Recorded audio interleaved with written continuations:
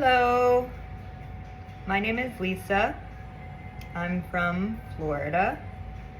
I have 3 beautiful children, 2 boys and a girl, ages 14, 10, and 8. It's hard to keep it all straight. I have 1 fur baby named George and an awesome husband named Brian.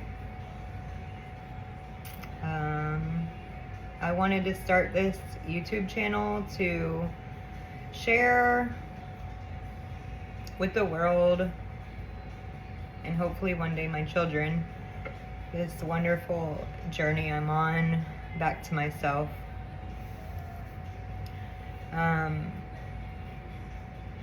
Right now and for like the last year, my main focus has been learning about self-love. So I want to open up sharing about that journey.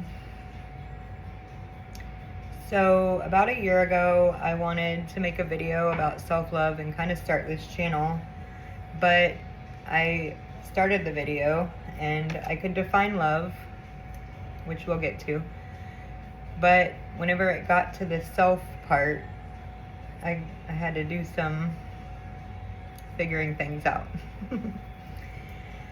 There were a lot of parts of myself that I didn't really feel like deserved love, but you know, as I've learned in the last year, those are the parts that actually need it the most, you know?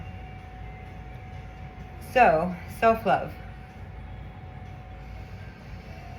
You know, a lot of people say, or like self-care is self-love. Like, I'm gonna go to the spa, I'm gonna go do this, I'm gonna go do that, and that's loving myself. And although it can be ways that you do love yourself, making time for yourself is certainly an act of self-love. If you're at the spa getting a massage feeling guilty about it, like you're not actually doing self-love. It's like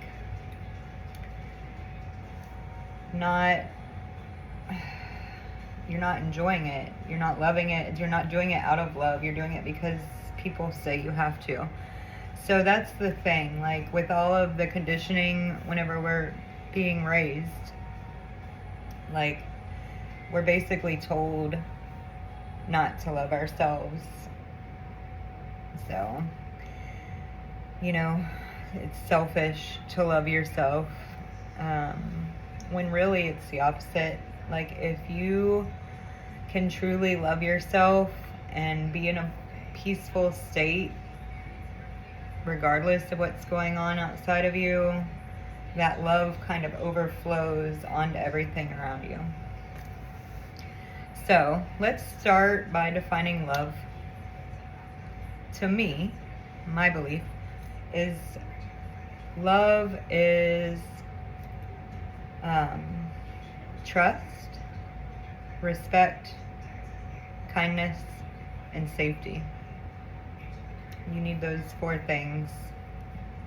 So like if you don't have trust, then it's not really love.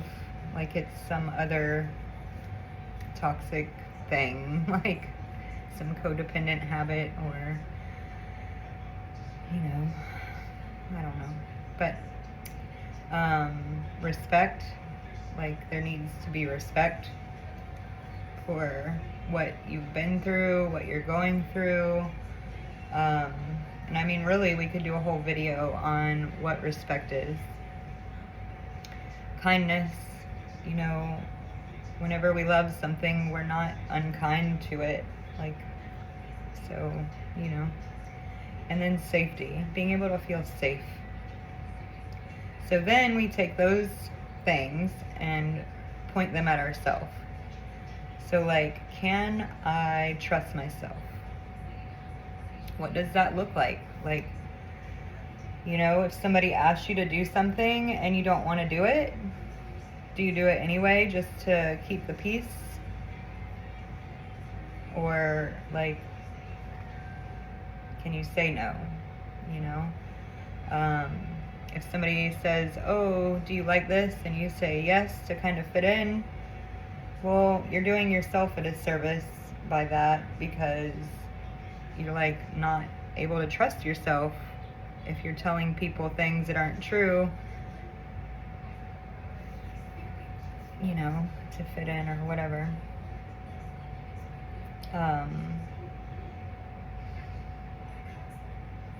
Trusting yourself. So you gotta start there, I think, is the best place to start. It's either there or kindness. They kind of go hand in hand. So, like, if you can't trust yourself to advocate for yourself, you don't feel safe in your body, because I mean, all you really have is you. And if you can't be honest with yourself, then it strings a whole thing. So start there. Like, practice radical honesty with yourself. Like, even if you do still say yes to something that you don't necessarily want to do, at least be aware that that pattern is happening. And with awareness, then we can start to shift. I know for me, like, it's so hard to do the boundaries thing and to disappoint people whenever I don't want to do something. However, as you do it more and more, it gets easier, and you realize that that's their shit and they'll get over it, but you need to take care of your shit, right? So if you say yes to everything all the time, then you don't have any time for yourself, you know? You lose yourself this way. Seriously. Like, it's so eye-opening whenever you actually do start realizing how many times this happens. Like, it's, for me anyway, it's crazy. Even still, after I've been working on this a year, there are times where I'm like, I really don't want to be here. So, you know, it's a process, it's a journey, and wherever you are on it, hold space for that. And, you know, if you do say yes to something you wanted to say no to, that's okay. Like, be aware of it and, like, curious about it. Like, why did I do that? Where does this come from? And what do I need to make it different, you know? Like, normally it's an inner child thing, as it turns out. I think we'll go into kindness for today's video too, and then the next video I will jump into respect and safety. But kindness, oh, this one is actually where I started my journey several years ago. I was in therapy in 2021. My mom had died in 2020, and I went to a very, very, very dark place. And so then I started therapy. And one of the most eye-opening things I gained from that experience was my self-talk. Like, being aware of that inner critic in your mind. Like, what do you say to yourself? How do you talk to yourself? Like, if you make a mistake, is it, oh, what can I learn from this? And how can this help me grow? Or is it, you're a stupid idiot, you don't deserve to be here? Because, I mean, mine was the second one. And it was like, my goodness. Like, the hatred, like, where does that come from? Like, it's, I mean, it comes from childhood, if you want to know, but, like, why do I talk to myself this way? Like, when people say I am my own worst enemy, it's like, yeah, a lot of people really are. Like, just because you make a mistake doesn't make you an idiot and unworthy of anything. Like, we are all humans and we all make mistakes, and we all have some dark thoughts, and, like, knowing that you're not your thoughts helps. But also, like, just recognizing when you're being unkind to yourself. Like,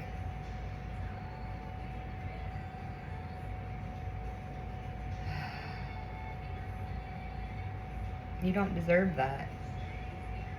And you can change that. Like, if other people are unkind to you, you can't change that. But you can change whether or not you're calling yourself a doofus or a goddess. Like, that's, I would say easy, but it's it's kind of like not too. It's a process and a journey. First step is being aware of it. How are you talking to yourself? How do you see yourself? You know, and like, if it's negative, why? Like, is there anything you can change to make that not be? Like, let's say you steal or something. Like, you don't have to. So, like, if you feel really guilty because you're doing that, then you can stop. You can figure out where that comes from. And for me right now, it's smoking. Like, I smoke. I don't really want to. And there's a lot of guilt and shame that comes along with it. I'm trying to hold space for that and figure out where it comes from and why, and just love on that. And eventually it'll shift. I'm sure of it. I've shifted so many other things. I've quit drinking. I've quit negative self-talk for the most part. I'm working through all kinds of things that come up with love and compassion, instead of like, why am I feeling this way? You know, like, if your friend came to you and said, oh, I'm feeling so anxious and crappy, you know, like, would you tell them to just get over it? Or would you like hold space and let them talk and hold that compassion and love for them? So that's my advice with the kindness one, is like, pick your favorite person in the whole world and like, how do you treat them? And kind of use that as your guide as to how, you know, you want to be treated. If you don't know how to be treated well, dream it up. Like, how, in the perfect world, how would people treat you, you know? How do you want to be treated? If your parents were like really there for you, how would that look, you know? And it's hard. I know it's hard. Oh, being a mom has really like opened my eyes.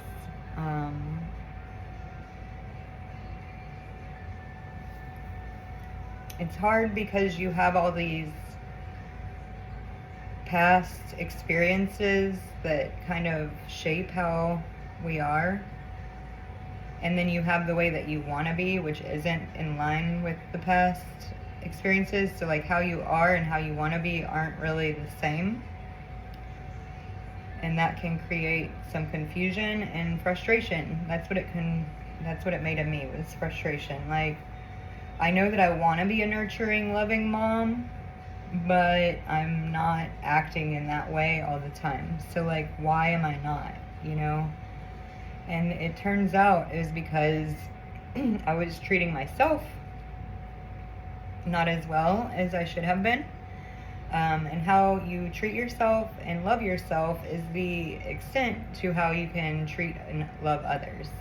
So if somebody's always treating you bad, it's probably because they treat themselves that way too, you know? So holding a little compassion for that.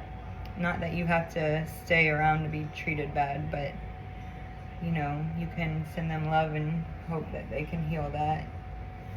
But for me, working on myself, learning to process my emotions, regulate my nervous system, learning to trust myself, learning to be kind to myself has really, really helped me trust other people and be kind to other people as well, especially my kids. Like, and that really is why I started all of this. It wasn't like, oh, I need to love myself more. No, it was like, I need to be a better mom. How can I do that? And it kind of led me to the self-love. And now that I am practicing it, I feel I deserve the self-love. And I feel like that's a pretty big issue too, is like, most people, I feel, don't believe they deserve the love that they can give themselves. I feel like we have a self-hate pandemic, you know, like, you need this to be loved. You need this to be loved. You need this to be loved. But really, like, it's all just inside of you. Like, all of that love is yours. It's inside of you. You can give it to yourself anytime you want. It's such a beautiful journey, and I appreciate anybody watching, and I hope this helps. Feel free to share your experiences. Maybe we can learn from each other how to love ourselves better.